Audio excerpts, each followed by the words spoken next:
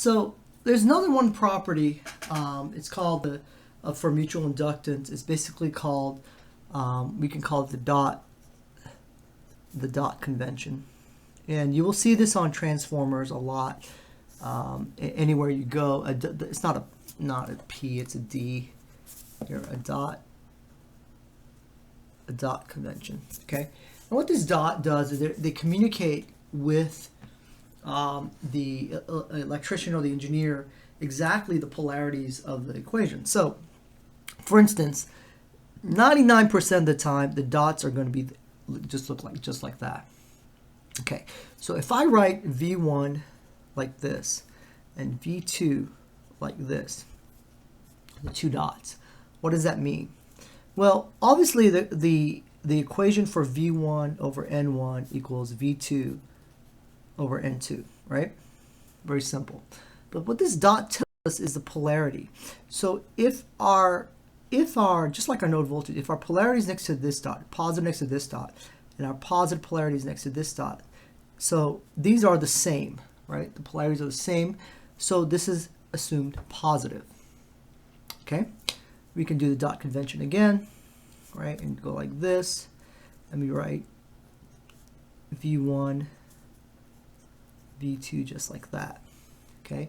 In this section where the positive is next to this dot, but the negative is next to this dot, since they are different, right? Positive here and negative here, our V1 over N1 is equal to minus V2 over N2. Okay.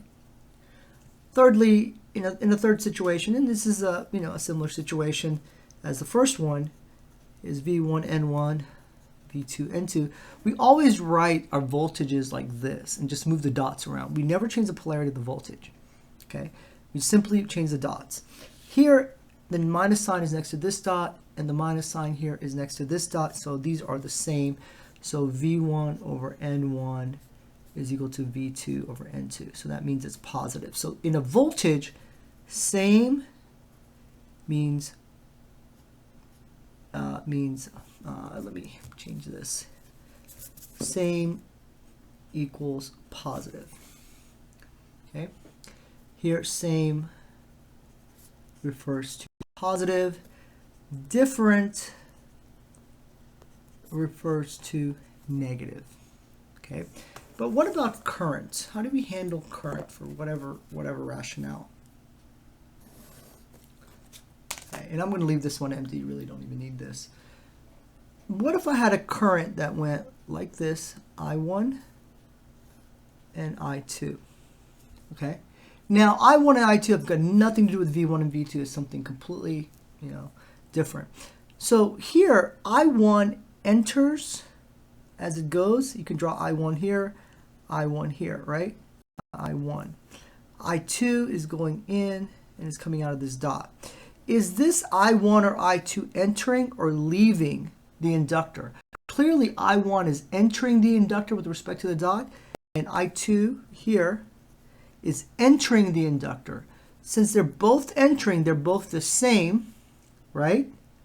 Then I1 N1 is minus I2 N2. So basically same, since they're the same, means negative. Okay? We can draw the current again. We have an I1 here and an I2 here. Okay?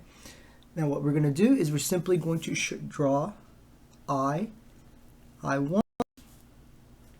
and draw I2.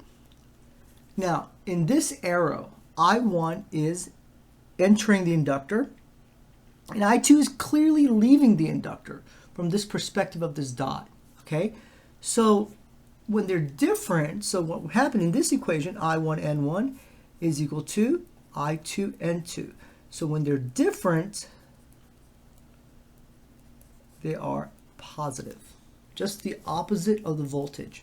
And we can do this one here. We can just do this, I1 here, and we can do I2 this way, right? What do we do?